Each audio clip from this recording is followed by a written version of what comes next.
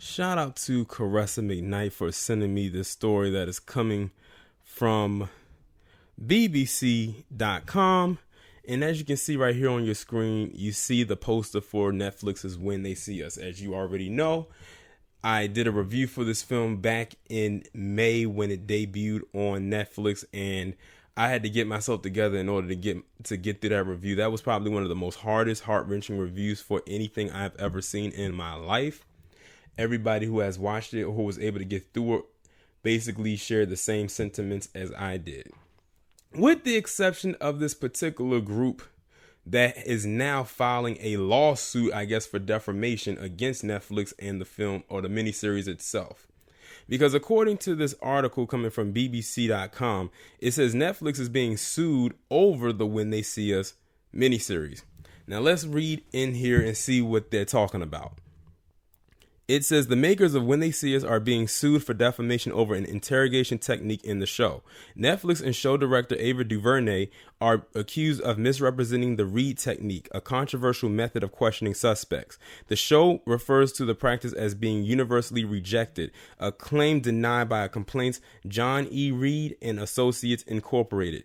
They say the show has caused the company to suffer damages.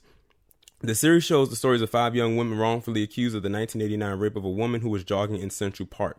The conduct described is not the Reid technique according to the lawsuit. It refers to a conversation between two characters, Manhattan Assistant District Attorney Nancy Ryan and a New York City detective in the final episode of the series. Ryan partner says you squeeze statements out of them after 42 hours of questioning and coercing them without food, bathroom breaks, withholding parental supervision. The Reid technique has been universally rejected. That's truth to you. Reid and Associates say this is wrong and falsely represents the method.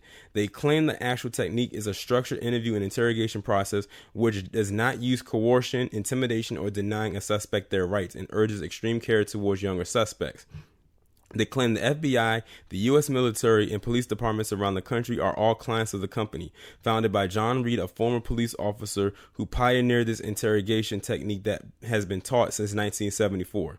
Reid and Associates say more than 500,000 individuals around the world have taken their training to learn the Reid technique. Along with damages and profits, Reid and Associates wants the show taken off Netflix until the offending line is removed or changed. Netflix and Ava DuVernay have not yet responded to Newsbeat requests for comment. My thing is this. This is one thing I have to say about this. This miniseries aired on Netflix or debuted on Netflix back at the end of May. We are currently in the middle of October. By now, everybody who has seen or plans to watch this or had planned to watch this has already watched it, and probably a couple times over for those of you who could stomach watching it more than once. The show has been nominated for numerous awards and has won. Now they want to bring this up. If this, in my opinion, if this was such a big issue, they would have brought this up back when it first debuted in May. Not in the middle of October when everybody who wants to see it has already watched it. So it's hard for me to really take this lawsuit seriously. And notice that they're only going after this little piece right here and not anything else that would make you say, okay, maybe they did go overboard with this. But guess what? It's going to be more so of their word versus those 5 men. Because only they could say that this did or that this did not happen. And I'm going to go with the side of those 5 men.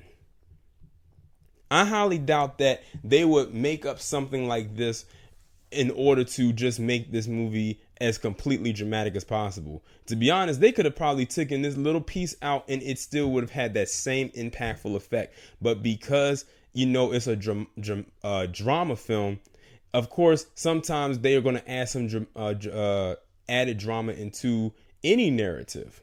This is not the first time this has happened, but ironically, they want to bring this up for this. I want to know, to those Reid and Associates people, has this happened before in any other film or miniseries or television show, and y'all never said anything, but when it comes to this, now you want to say something and want to make some noise? That's what I'd like to know. I'm almost inclined to believe that's probably the case as well. I hope they stand firmly on their square and do not remove this. And besides, this film, it, like myself, because this is how I watched it. I didn't watch it on Netflix. I didn't. I watched it on my Fire Stick. And if I can retrieve this thing on my Fire Stick, I'm almost certain that it has been downloaded somehow, some way from Netflix and has been pirated probably many, many times over. So it's probably easy to really retrieve now on various outlets. And like I said, the film has already been seen by so many people. So you can't even get the imagery out of our heads. That's why I think they are completely wasting their time with this so-called lawsuit. But y'all let me know what y'all think about this down in the comments, and I'll talk to you in the next one.